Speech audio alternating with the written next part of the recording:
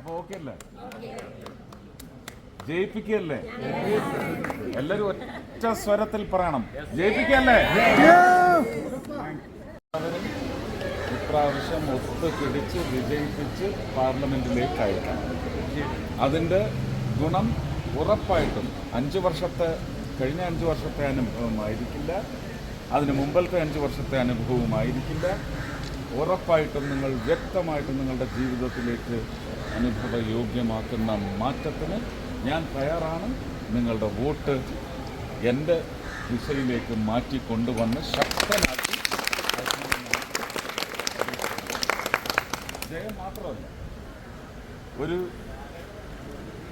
അതിന് പറയേണ്ടതെന്ന് എനിക്കറിയത്തില്ല, ഒരു പ്രവർത്തനം എൻ്റെ ചുറ്റും നടക്കുന്നു.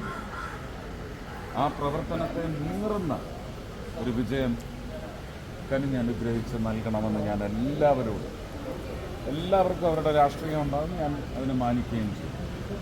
പക്ഷെ വോട്ടെന്ന് പറയുന്നത് രാഷ്ട്രത്തിന് വേണ്ടിയാണ്. ആ രാഷ്ട്രത്തിന് വേണ്ടി നിലകൊള്ളുന്ന രാഷ്ട്രീയം ഏതാണെന്ന് കണ്ടെത്തും. ആ രാഷ്ട്രീയത്തിൻ്റെ ഭരണ നിർവഹണത്തിലേക്ക് തൃശ്ശൂരിൽ നിന്ന് നിങ്ങളുടെ MP അയക്കണമെന്ന് മാത്രമാണ് ഞാൻ അഭ്യർത്ഥിക്കുന്നത്. അതിന് തീർച്ചയായിട്ടും അതിൻ്റെ മാറ്റങ്ങളും ഗുണങ്ങളും ഒക്കെ ഒരുപാടുണ്ടാവും എന്ന് മാത്രമേ എനിക്ക് വാഗ്ദാനം ചെയ്യാൻ പറ്റൂ.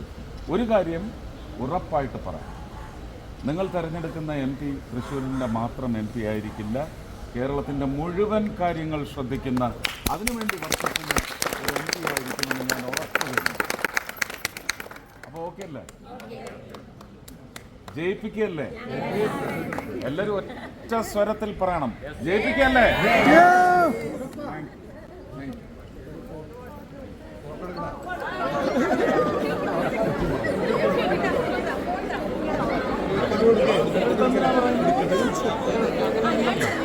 എല്ലായിടത്തും നിൽക്കുകയല്ലേ?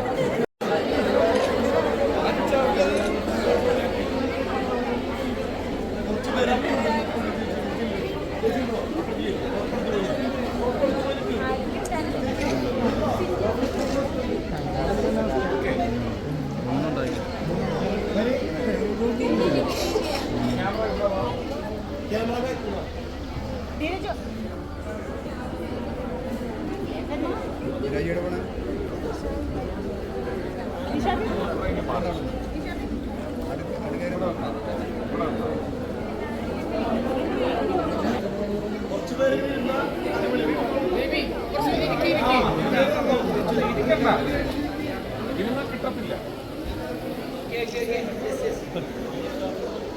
വെള്ളമുണ്ടോ? നമ്മുടെ കറക്റ്റ്